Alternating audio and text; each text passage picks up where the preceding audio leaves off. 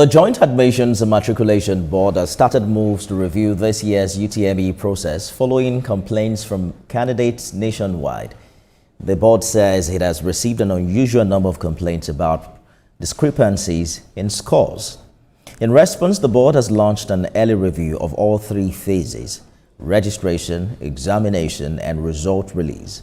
Spokesperson for JAMB, Fabian Benjamin, explained that the results reflect actual performance, but any confirmed glitches will be addressed. Let's talk to Professor Gbadebo Olagunju, who is former Dean, Faculty of Law of the Lagos State University. Prof, thanks for joining us on the news this hour. JAMB's decision to review this year's UTME follows what has been an unprecedented widespread complaints of what many call technical glitches and malpractice. What would you say are the most urgent fixes needed to restore credibility in this regard? Thank you very much, and thank you for having me on the program. Well, let me just begin by saying this. Let me appreciate the steps taken so far by JAMB to address some of the complaints of the candidates aggrieved. I know I have not met Professor Loyede personally. We've met at forum at distance. I know that as the head of that parastatal is a dispassionate person and is an honorable person too, and will always act in the best interest of the Nigerian youths and the young adults. That being stated, all I'm going to say here is without prejudice to any action that might be taken to right the wrongs or injuries done to the candidates.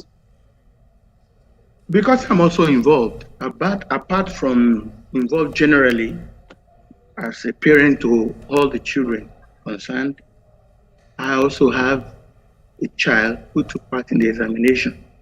And right from the mock stage to the final stage, I have been very involved. But that's on a personal level, and I knew some of the things we went through for those children to be able to write the examination. But we leave that apart. Before you leave it apart, Prof, are you comfortable with the outcome of the exam for those that you tutored? For those that I? Yes, for those that you monitored. You mentioned that you have wards who participated in the exam. I'm not comfortable at all. As a matter of fact, what parents are doing now is what we ought to have done during the mock examination. And I tried as much as possible to mobilize some parents. But, mobilizing people in a kind of an environment with everybody busy with what he's doing could sometimes be difficult. For example, let me give a quick recap. I drove my daughter, 17-year-old daughter. I can't put her on the street. I drove her out around 5:30 a.m. in the morning on the 10th of April that the mock exam was slated for. It was to be held at Festa. And we got to the venue that was giving us. It only existed on paper. As early as that time, 6 o'clock, we were moving about the whole of Festa before we got help from Good Samaritans who told us that the Institute for Criminal Justice or whatever had been demolished. Either by, Festa or Federal Housing Authority or whatever. And so they showed us the demolished place. So what next do we do? They said what they are aware of is that they used to rent a place. A school, I won't mention the name of the school, please, for some privacy. A private school, somewhere inside Festac there at Raji Rasaki in one avenue. And we had to enlist the assistance of an Okadaman to take us to that place as early as 6 a.m. We got there barely 6:30. Some people had gotten there. My daughter was lucky. I drove her. And when we got there, we saw some of our colleagues, they were just running into the room. But the pathetic aspect of that is not even that we had to wait. They were checked in. We thought the exam would start at 8 o'clock. It did not start. They checked that at 10. because they were hungry. Most of them left home hungry. Now, they check them out at 12, at 2, they check them in. Beloved, as we say in the church, the examination did not commence until 5:30 p.m. in the evening. I am a member of the Senate of a university. That particular day, I was supposed to robe for the conferment of higher degrees in my university. I couldn't robe. I spent the whole day, 12 hours, from 6:30 a.m. that they said the children, candidates started 5:30 p.m. at that center. And they did not finish until around 72-hour paper, 7:30 when they're coming out. When we're coming back, the car overheated and we had to stop under the bridge dangerously. Was this for the mock exam or the real exam, Prof?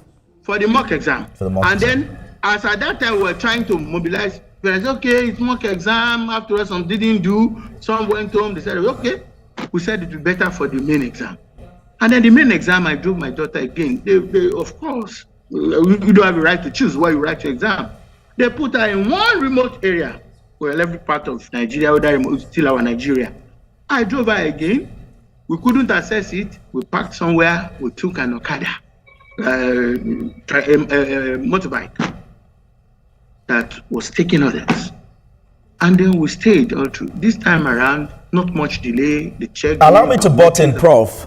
But I'm looking at, the main issues have been concerns about the technicality and the technology. I'm wondering how all of this fit into what has been the concerns of most parents.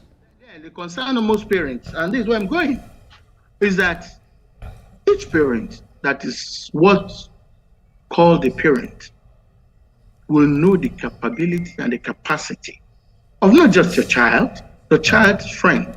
All right. My wife was a member of the PTA, and she's always striving to be a member of PTA of any school our children attend. This is my last daughter, for example. But what I'm saying, in essence, is once you know your child's capability, I'll give you an example of this child capability, because once you are into the profession I belong to, the teaching profession, you may say at the higher level university, you stand in loco parentis. All right. To everyone in the class. You are their parents. Now, you have for law it's 5 semesters. You have a child in your class. It's 5 sessions, 10 semesters. You have a child in your class, or rather a student in your class, because there are no more children, young adults and youth, who have spent 9 semesters. They have 10 semesters to spend. And all those 9 semesters, he or she has been scoring A, 70 and above. And then the result for the last semester comes, the 10th semester. And all you have is 1 point, 1.40. E 1 point. That should raise suspicion. You should raise the flag. If you take such result to the Senate of any university, without the dean or the HOD inquiring, the vice chancellor. Prof, this is a developing story. I'm sure that we're going to keep talking about it, but we have completely run out of time. And we're going to perhaps host you again to conclude this conversation. Professor Gbadebo Olagunju is former Dean, Faculty of Law, Lagos State University. Thank you so much for talking to us.